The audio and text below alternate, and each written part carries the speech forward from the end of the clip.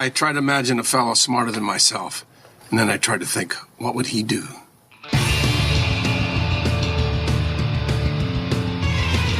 Charge up your axons, ready your receptors, and shift your lobes into upper beta phase. You are listening to Smart Drug Smarts, the podcast dedicated to helping you optimize your brain with the latest breakthroughs in neuroscience, nootropics, and psychopharmacology. Hello and welcome to Smart Drug Smarts. I am your host, Jesse Lawler, excited to bring you our 11th episode, where once again we're going to talk about everything that you can do for your brain to make yourself as smart as humanly possible, and maybe even smarter than humanly possible if you're down with the whole transhumanism thing that we talked about a couple of weeks ago.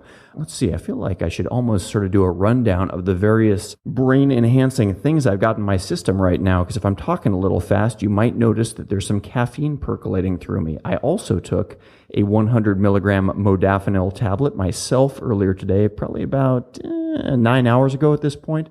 So there's still, let's call it 65 milligrams working whatever magic it works on my brain. They still don't know with modafinil. It's still an open guess. I had with my dinner a 5-banana smoothie. Bananas are well-known brain food, very natural kind, but I'm going to count that as a nootropic anyway. And within sight of me here, I've got, let's call this 3,200 milligrams of piracetam, which is actually on the menu for tomorrow. I've already had my piracetam for today, but anyway, we're very much practicing what we preach on this show. If you stick around until the end of the episode, in the Ruthless Listener Retention Gimmick, I'm going to tell you an interesting way that you might be able to improve your visual memory by up to 110% at the small cost of having your very own neuroscience lab. Because this is something that they figured out in the lab, and it might not be exactly convenient, but nevertheless, an interesting study and well worth hearing about. For this week's guest, we've got Dr. Neal Barnard. Dr. Neal Barnard is probably one of the best-known nutritionists in America today. He's written a good handful, in fact, I'd say a heaping double handful of books on various things related to nutrition, and this time he's attacked nutrition and its effects on the brain. So not just how to avoid diabetes or keep your heart healthy or your bloodstream healthy or things like that, but the brain itself, our favorite organ on this podcast. So yeah, we'll be talking with him all about that. But before we do so, let's do This Week in Neuroscience. Smart Drug Smarts, This Week in Neuroscience. So just when you thought all the evidence was in and exercise was terrible for you, here they go, and they've proved that actually exercise, in addition to being really good for your body, is good for your brain as well. There was a new analysis of 19 studies involving 586 kids, teens, and young adults published last Wednesday in the British Journal of Sports Medicine, and they found that short 10 to 40 minute bursts of exercise in these kids led to an immediate boost in concentration and mental focus once those kids actually sat down and did something cognitively measurable, and that they think the reason for this is probably just good old-fashioned improved blood flow to the brain following the exercise. These results provide further evidence that doing about 20 minutes of exercise just before taking a test or giving a speech can improve performance, said Harvard psychiatrist John Rady, who is also the author of the best-selling book Spark, the Revolutionary New Science of Exercise and the Brain. Spark is a book, by the way, that I've read all by myself, and I found it really, really both intriguing and also something that made changes in my life. I literally changed the way that I exercised and the type of exercise that I do after reading Spark. It's pretty compelling, conclusive stuff based on a whole lot of other studies and tied together very nicely by John Rady, who is somebody that I'm very much hoping to interview on this show sometime soon. So, thus, I'm saying nice things about him now, so I hope he will accept my invitation. Please, Mr. Rady, join us. Anyway, we'll move right along. In fact, let's just go ahead right now and jump into the main interview with another very, very smart author, the aforementioned Neal Barnard, who is the author of Power Foods for the Brain, just recently published. This interview, is probably one of the most challenging ones for me to give because it's flying in the face of the diet that I'm eating right now. So, it gave me a lot to think about. I'm still digesting, as it were. Smart Drug Smarts.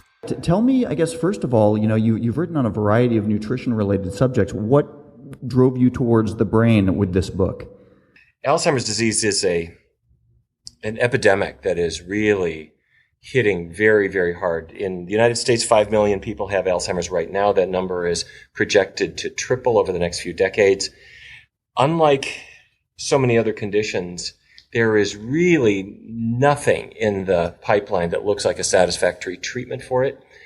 And the effects are devastating. When people develop memory problems, whether it's Alzheimer's or other forms of dementia, they lose absolutely everything. Everything that ever mattered to them is gone. Their loved ones, their family, their work, every aspect of their life is taken away, and they live year after year after year with effectively zero quality of life. The only reason that people have accepted that is they thought there was nothing we could do. It really used to be, from what I understand, that like senile dementia was an almost unheard of thing, maybe 75, 100 years ago. In a way it was because people weren't living as long, but even the people that were living to a ripe old age at that point weren't necessarily sort of going batty along with just getting older. Is that correct? I think two things are happening. The first is that there are more older people than before. The baby boomer generation is finally arriving at the doorstep of the era when dementing illnesses become a real possibility. The second thing is, and this I think is critically important to understand, we are now paying the price for the rise in meat and cheese consumption that was escorted in by the fast food revolution of the 60s and 70s. Prior to that time, Americans had a pretty bad diet. We were not eating the way people were in Japan, where the diet was based on rice and noodles and lots of vegetables, and animal products were, if anything, sort of a condiment to flavor the plant-based foods. Nobody was eating ice cream. Nobody was having cheese sandwiches. So in Japan and much of the rest of the world, people did better. In the United States, we had a meat-based diet and we were less healthy. However, in the 1950s, 60s, 70s, and especially in the decades since that time, meat intake has soared. Cheese intake has soared. These are escorting bad fats into our diets in ways that are absolutely unprecedented. That is destroying brain connections. And we are now waking up to what has happened. I'm wondering, with the things like the saturated fats, is it possible that in the studies there are any confounding factors? The fact that most people that are probably eating saturated fat heavy diets have a lot of other sort of garbage going into their system, whereas somebody that might be trying to eat sort of a more Paleolithic diet, what would our ancestors have eaten pre-agriculture? Yeah, am I deluding myself, or is there sort of a hidden safety net? The short answer is yes, you are deluding yourself. But the paleo phase is based on a delightful fantasy that people have evolved over time. Our diets have evolved over time. And human beings, like all great apes, are fundamentally herbivores. If you look at gorillas and chimpanzees and orangs and bonobos, they're not eating steak and they're not eating ice cream. They're eating things that they could pick with their hands. And that's because primates, unlike carnivores, we're not quick enough to attack and kill prey. We don't have claws or sharp teeth. We don't have very sharp senses the way a dog does to smell prey at great distances, or the way a hawk does to see a mouse at an enormous distance. Our senses are really comparatively dull, and you don't have to sneak up on a strawberry. So being herbivores, what we needed was the capacity to see bright colors, which we do much better than carnivores. We can see the anthocyanins that are in grapes and blueberries. They speak to us as deep purple and blue hues. We can see the beta carotene that's in a carrot or a sweet potato. We can see the lycopene in tomatoes. A cat or dog is nowhere near as good as we are at those things. So those are the foods that we've chosen over the millennia. And I posed the question to Richard Leakey, how the heck did we get into meat eating? And he said, well, it probably began with scavenging. A lion or a hyena might leave a little meat left over from a kill. But that really only occurred once the Stone Age gave us the tools for removing the meat from the bones. And so the Stone Age escorted stone tools, arrowheads, hatchets, and so forth into our lives. And once we got fire, then we were really onto something. But we have pre-Stone Age bodies.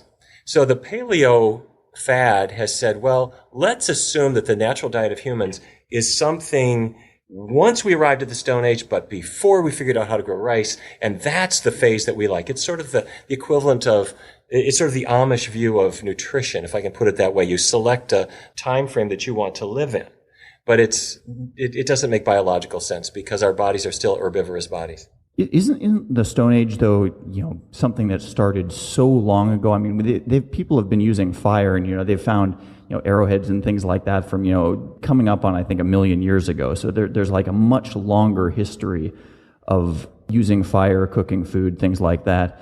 than there is of agriculture just the past 10,000 years, give or take. It is a long time. But what matters is not time, but what matters is reproductive drift. If you could safely eat meat without getting colon cancer, that would mean, or without getting cardiovascular disease or something like that would mean that something had happened reproductively so that the dangerous traits are sorted out. And that has not happened. By that I mean that to this day, a person who gets away from meat has dramatically less risk of colon cancer compared to other people, less risk of heart disease, and presumably less risk of Alzheimer's. The things that have evolutionary pressure are things that occur before the age of reproduction. So, in other words, you can eat as a carnivore and you are likely to be in quite good health up through your mid-30s or thereabouts. Now, of course, things are much more complex than that in that we're now seeing selection pressures from our diets that have become so extraordinary that we're seeing the beginnings of heart disease and type 2 diabetes in teenagers. And so over time, that would have some selection pressure. But that, of course, is a recent phenomenon that just takes our bad diet to an extreme. Your book is all about nutrition, and you line up both a lot of the brain threats and the brain protectors. So there's sort of, the good and the bad that you list out. The saturated fats and trans fats are probably your number one or two, sort of dietary evils that people think of as things they eat. But then you also talk quite a bit about, metals that slip into diets, from everything from copper pipes, pump water through our houses, to aluminum pans, things like that. Can you talk a little about some of the non-food sources of toxins that we get into us?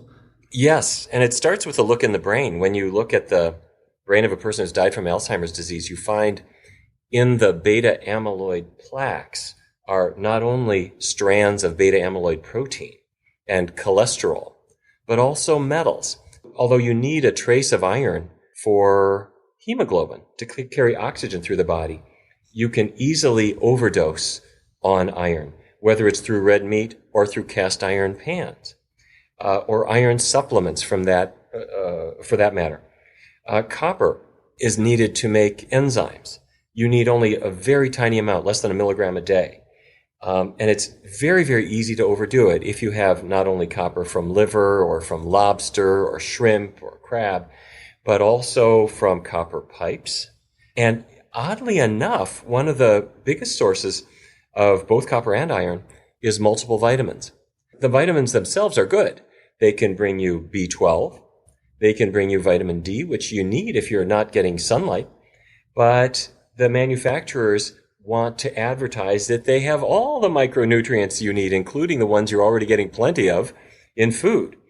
And iron and copper are a double-edged sword. You need a tiny amount, but if you get too much, it can become a serious problem. So it seems like most of your recommendations are really food-based. Where do you find that even a healthy diet, might be lacking in things that would be optimal for our brains? The things that we want to pay attention to, I would maybe emphasize 4 vitamins. One is vitamin E, which is a powerful antioxidant. And one way to envision its action is that the iron and the copper, which would rust or corrode in a cast iron pan or in an aging copper penny, that same oxidation process occurs in the brain. As it does so, free radicals are formed that can destroy brain cells. Vitamin E and other antioxidants cool that process, rather like a fire extinguisher. Vitamin E is found in nuts like pecans, and walnuts, and almonds. It's also found in seeds, sunflower seeds, and sesame seeds. And if you have a small handful each day, that's about an ounce, that brings you about 5 milligrams of vitamin E. And I encourage people to get it from from foods rather than from supplements, because supplements may have only one form of vitamin E, while nature brings us several different forms that all play biological roles. There are 3 B vitamins: folate, B6, and B12. They work together to protect the brain. The way they do it is by eliminating a form of waste, if I can put it that way, called homocysteine. Homocysteine builds up in the brain, and these 3 B vitamins remove it.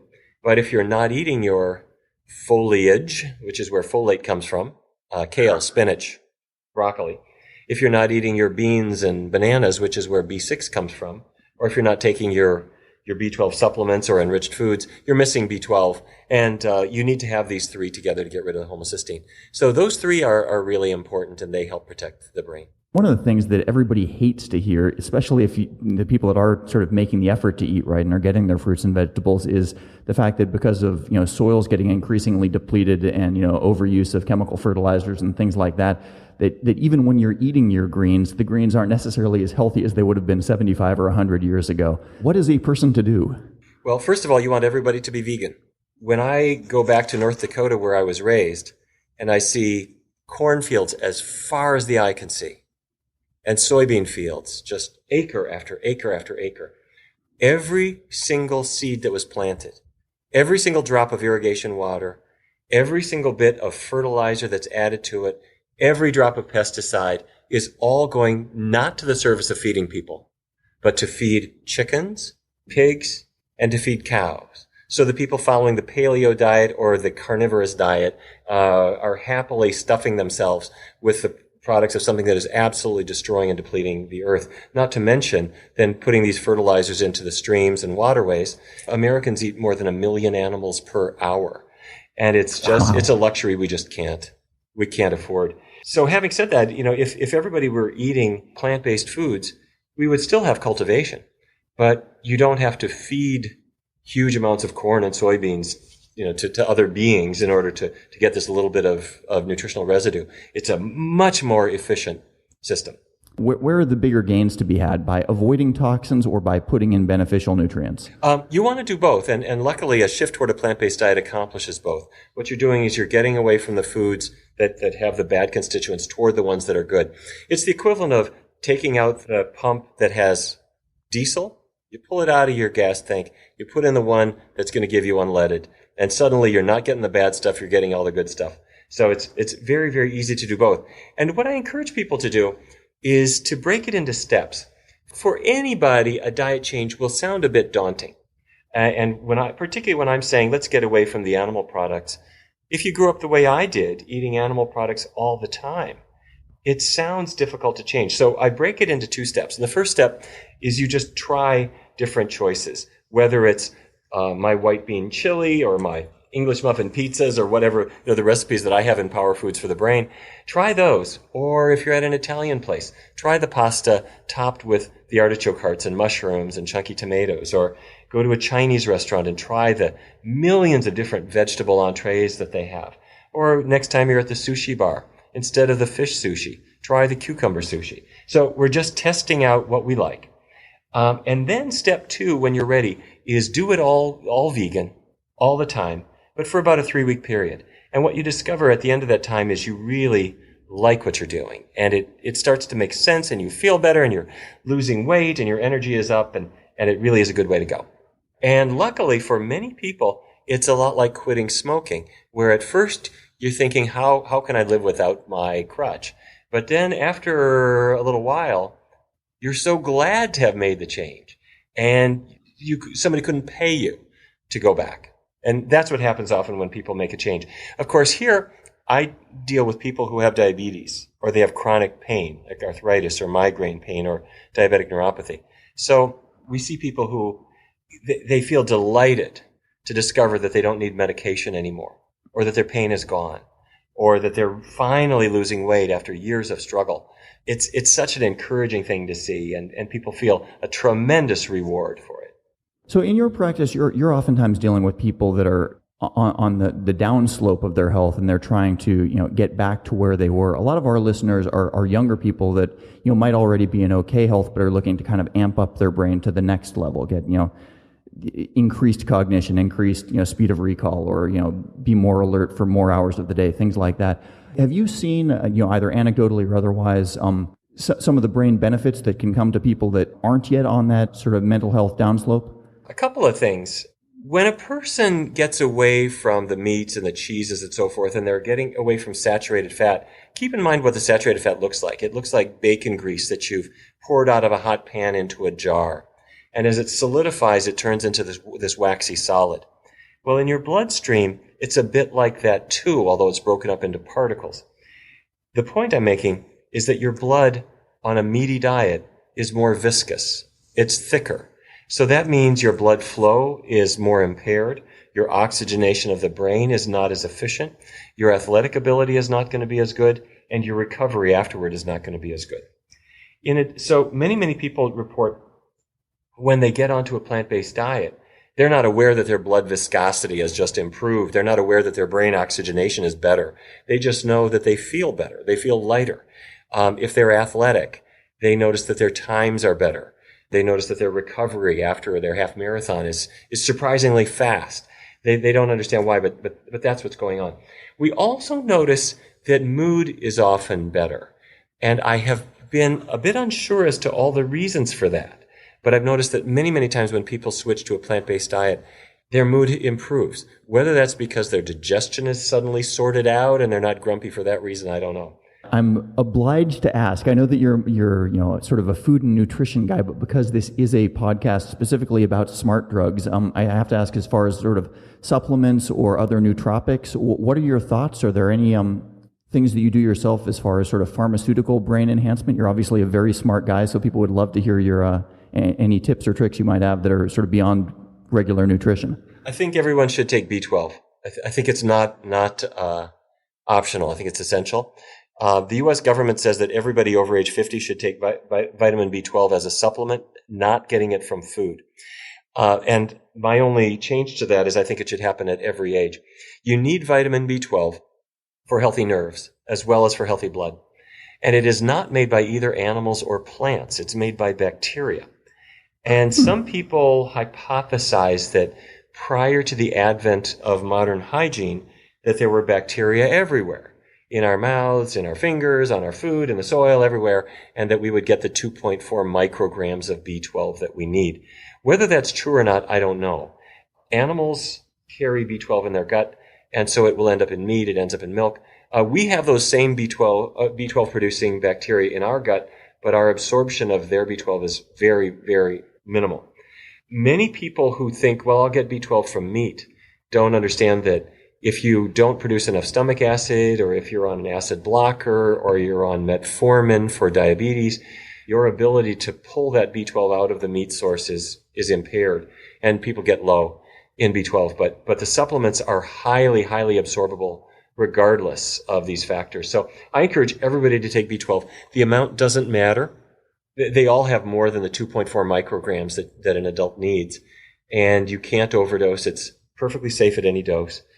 And it really doesn't matter the format of it. Some people prefer methylcobalamin as the preferred source, and I think they're right.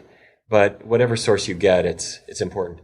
Beyond that, the only other supplement that I push people to take is vitamin D, but that's more for cancer prevention and bone integrity, not for the brain. And vitamin D normally comes, of course, from sunlight, but if you're indoors all the time, then a supplement is essential. Omega-3, fatty acids, something that, everybody talks good things about, and fish oil is sort of the most famous source of omega-3s in the diet. Certainly, they're also present in things like avocados and stuff. But do you feel that there would have been enough non-animal-based omega-3s in sort of our natural human diet to handle the brain's apparently voracious desire for omega-3s? Yes, I think without question. First of all, the omega-3s in fish, the DHA form that's perhaps most talked about, is not an essential omega-3. It's not an essential nutrient, and no nutritionist considers it an essential nutrient. The basic omega-3 is ALA, alpha-linolenic acid, and that's widely available in plant sources. Plants don't have a lot of fat, but what they have is abundant in ALA. So where you get it from is you pick a leaf, and you don't think of broccoli as having much fat in it, but about 8% of the calories are fat, and a high percentage of that is ALA. And then that gets into the blood, and then the enzymes elongate it to ultimately make DHA. They don't do that, though, if you eat a lot of competing fats. So if you're frying up everything in corn oil and peanut oil and so forth, it's better to use non-oil techniques so that the oil you're getting and that's predominating in your diet are those tiny traces in the vegetables and beans and fruits.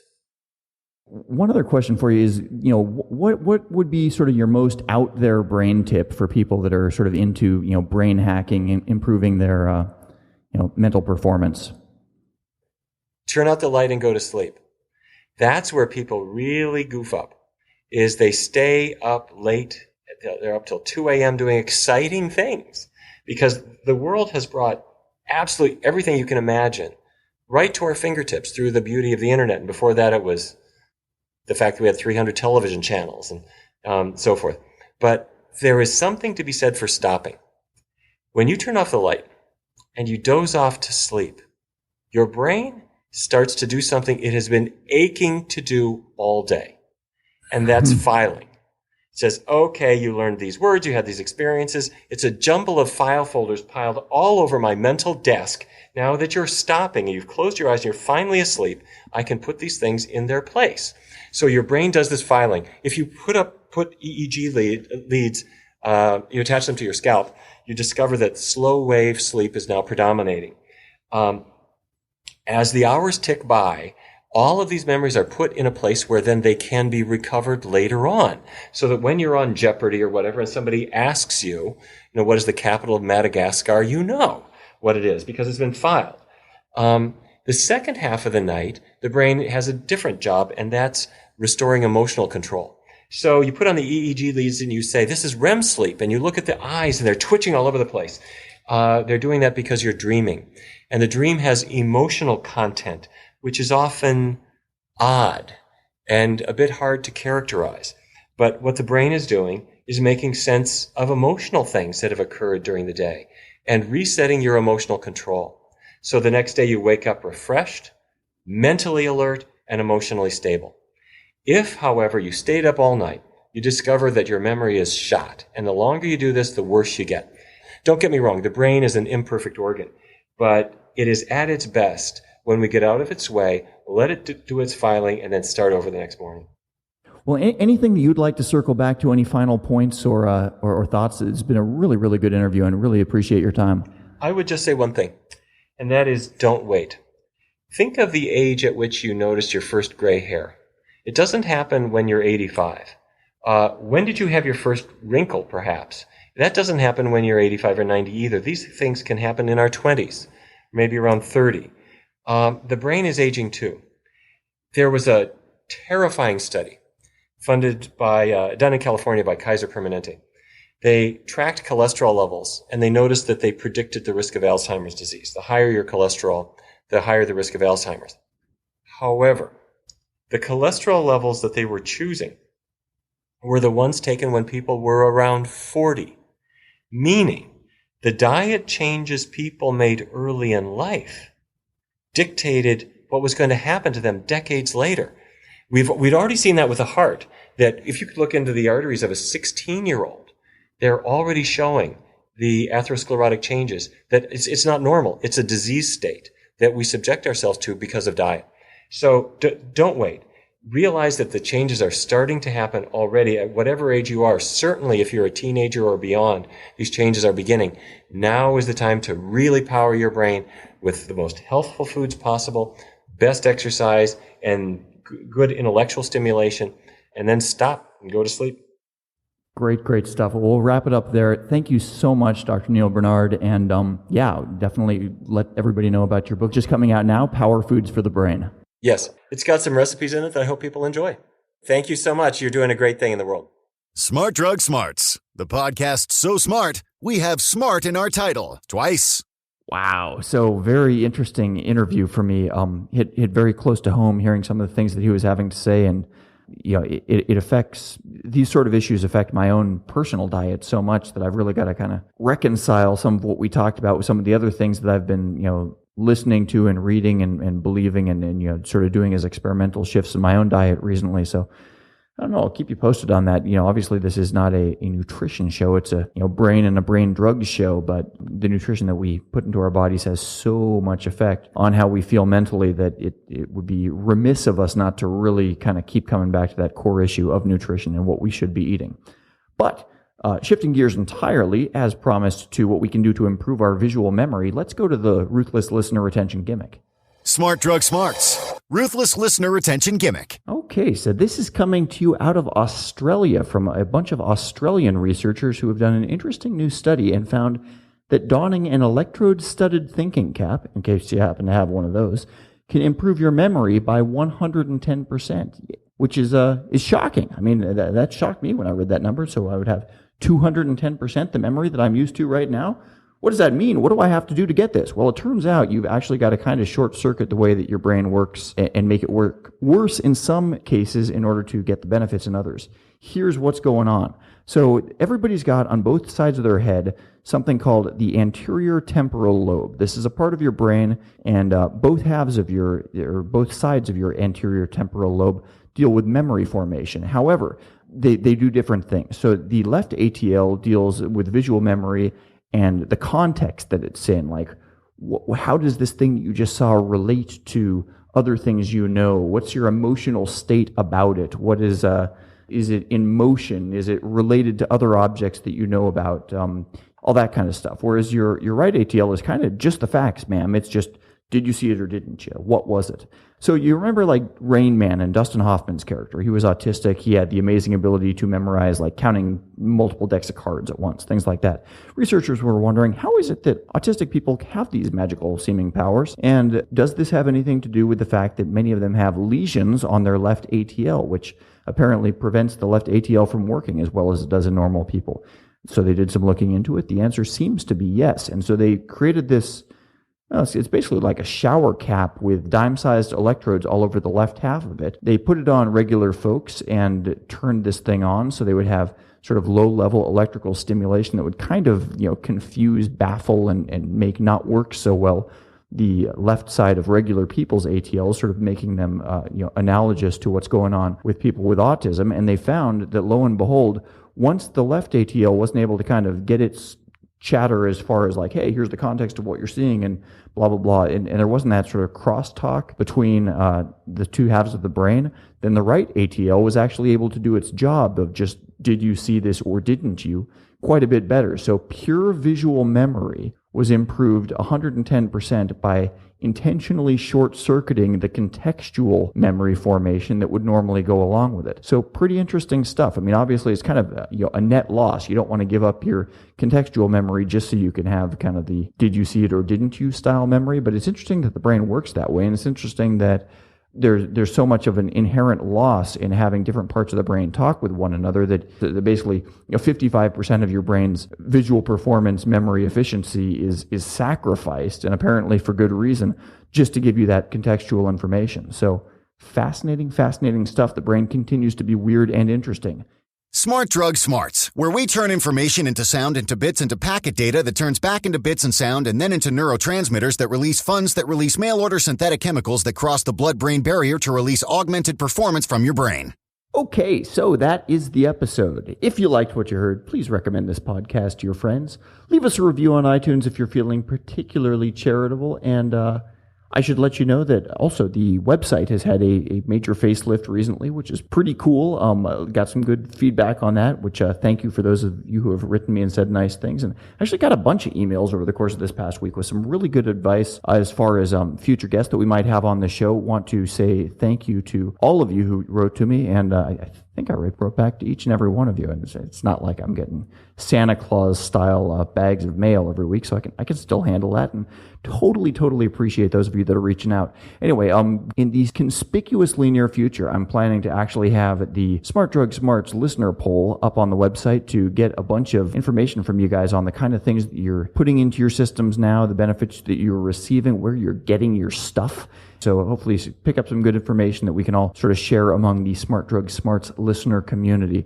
I'm going to wrap it up here, but I will see you guys next week. The show notes for this show will be online at www.smartdrugsmarts.com, including the links to everything mentioned here and Dr. Neal Barnard's book, Power Foods for the Brain. We'll be back next week, the same time, same podcast, and the same unflagging commitment to helping you fine-tune the performance of your own brain.